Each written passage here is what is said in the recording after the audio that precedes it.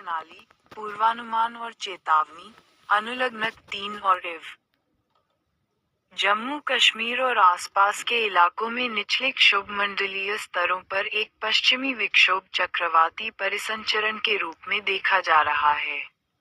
औसत समुद्र तल से 12.6 किलोमीटर ऊपर 130 नॉट की कोर हवाओं के साथ उपोष्णकटिबंधीय पश्चिमी जेट स्ट्रीम उत्तर पश्चिम और पूर्वोत्तर भारत के मैदानी इलाकों में व्याप्त है।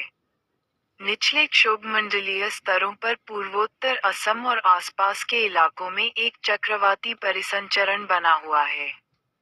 उनके प्रभाव में 12-14 फरवरी के दौरान अरुणाचल प्रदेश और असम एवं मेघालय में कुछ स्थानों पर गरज और बिजली चमकने के साथ छिटपुट से लेकर व्यापक रूप से हल्की वर्षा, बर्फबारी की संभावना है। 12 और 13 फरवरी को अरुणाचल प्रदेश में कुछ स्थानों पर भारी वर्षा हो सकती है।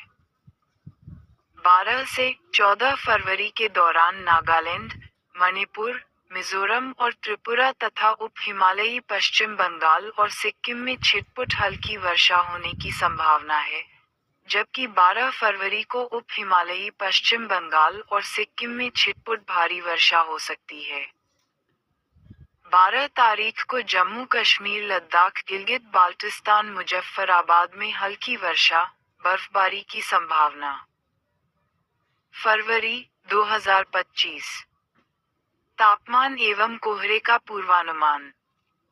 तापमान का पूर्वानुमान। न्यूनतम तापमान अगले 2 दिनों के दौरान उत्तर पश्चिम और आसपास के मध्य भारत में न्यूनतम तापमान में लगभग 1-2 डिग्री सेल्सियस की गिरावट और पूर्वी भारत में 2-3 डिग्री सेल्सियस की गिरावट होने की संभावना है।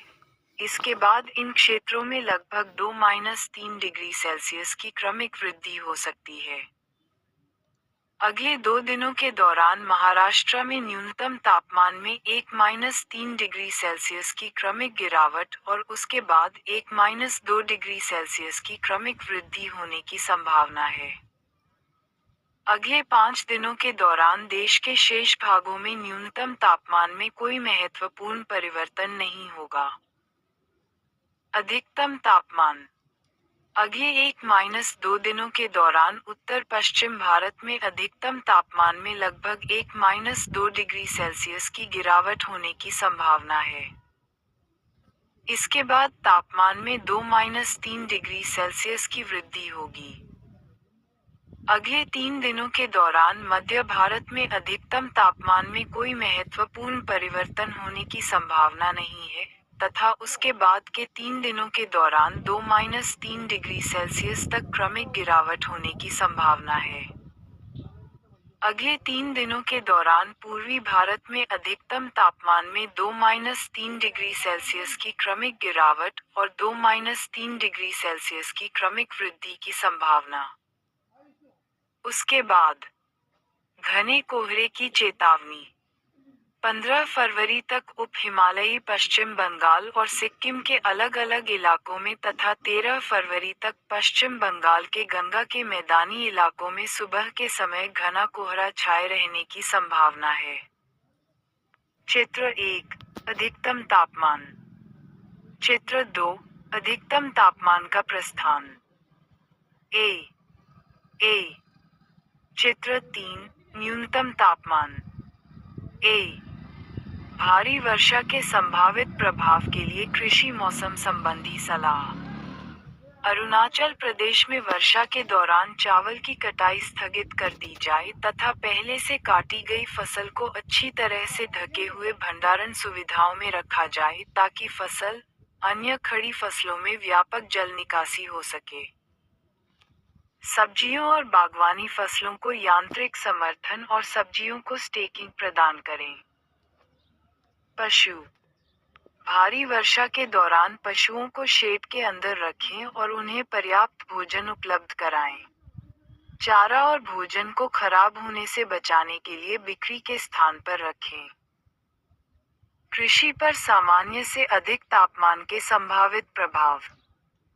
उत्तर पश्चिम और मध्य यूनिता में सामान्य से अधिक तापमान के कारण महत्वपूर्ण विकास चरणों के दौरान पंजे की परिपक्वता, बांझ स्पाइकलेट और शैफी अनाज की पैदावार में कमी आ सकती है, जिससे गेहूं और हारले में फूल और दाने बन सकते हैं।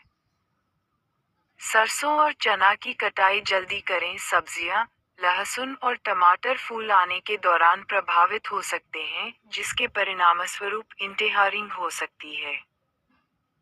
बोटिंग और वेसमेकित पिलिनेशन के कारण उनकी गुणवत्ता में कमी आ सकती है, तथा सेब और गुठलीदार फलों जैसी सांस्कृतिक फसलों में गर्म तापमान के कारण समय से पहले फूल आ सकते हैं, जिसके परिणामस्वरूप फलों का खराब होना और उनकी गुणवत्ता खराब हो सकती है। पशुओं को देखभाल और आहार पद्धति में समायोजन की आवश्यकता हो सकती है, जबकि पानी की गुणवत्ता बनाए रखने में कठिनाई हो सकती है। संवेदनशील विकास अवस्था के दौरान प्रकाश और सिंचाई प्रदान करें, जैसे कि दाने बनना, फूल आना और कंद में नमी आना। एग्रोनेट सलाह: इष्टतम मिट्टी की नमी बनाए रखने और नियंत्रण के लिए मल्चिंग लागू करें। गर्म तनाव को प्रबंधित करने के लिए पोटेशियम क्लोराइड और खनिज पोषक तत्वों जैसे रासायनिक स्प्रे की सिफारिश की जाती है। भारी वर्षा के संभावित प्रभाव के लिए कृषि मौसम संबंधी सलाह। अरुणाचल प्रदेश में बारिश के मौसम में चावल की कटाई स्थगित कर दें और पहले से कटी हुई फसल को नुकसान से बचाने के लिए अच्छी तरह से ढकी हुई भंडारण सुविधाओं में स्थानांतरित करें। चावल, सरसों, अन्य खड़ी फसलों, सब्जियों और बागवानी फसलों के खेतों में व्यापक जल निकासी की व्यवस्था करें। बागवानी फसलों को यांत्रिक सहायता और सब्जियों को सहारा प्रदान करना। पशु: भारी बारिश के दौरान पशुओं को शेड के अंदर रखें और उन्हें संतुलित आहार दें। चारा और खाद्य सामग्री का भंडारण करें। खराब होने से बचाने के लिए इसे सुरक्षित स्थान पर रखें। सामान्य से अधिक तापमान के कृषि पर संभावित प्रभाव। उत्तर पश्चिम और मध्य भारत में सामान्य से अधिक तापमान के कारण फसलें जल्दी पक सकती हैं, बालियां बंजर हो सकती हैं और दाने भुरभुरे हो सकते हैं, जिससे गेहूं और जौ जैसी फसलों में फूल आने और दाने भरने जैसे महत्वपूर्ण विकास चरणों के दौरान पैदावार कम हो सकती है। सरसों और चना जैसी फसलों की कटाई भी जल्दी हो सकती है। प्याज, लहसुन और टमाटर जैसी सब्जियां बल्ब बनने या फूल आने के दौरान प्रभावित हो सकती हैं, जिसके परिणामस्वरूप टिप बनिंग, होल्टिंग और बेमेल परागण होता है, जिससे उनकी गुणवत्ता और उपज कम हो जाती है। सेब और गुठलीदार फलों जैसी बागवानी फसलें प्रभावित हो सकती हैं। गर्म तापमान के कारण जल्दी फूल खिल जाते हैं, जिसके परिणामस्वरूप फल का बनना और उसकी गुणवत्ता खराब हो जाती है। पशुधन को गर्मी के कारण तनाव का सामना करना पड़ सकता है, जिसके कारण उनकी देखभाल और आहार संबंधी पद्धतियों में समायोजन की आवश्यकता हो सकती है, जबकि मत्स्य पालन को जल की गुणवत्ता बनाए रखने में चुनौतियों का सामना करना पड़ सकता है। कृषि मौसम संबंधी सलाह। संवेदनशील विकास चरणों जैसे कि दाना भरना, फूल आना और कंद बनना के दौरान प्रकाश और जीवनरक्षक सिंचाई प्रदान करें। इष्टतम मृदा नमी बनाए रखने और तापमान को नियंत्रित करने के लिए मल्चिंग लागू करें। गर्मी के तनाव को प्रबंधित करने के लिए पोटेशियम क्लोराइड और खनिज पोषक तत्वों जैसे रासायनिक स्प्रे की सिफारिश की जाती है। अनुलग्नक 3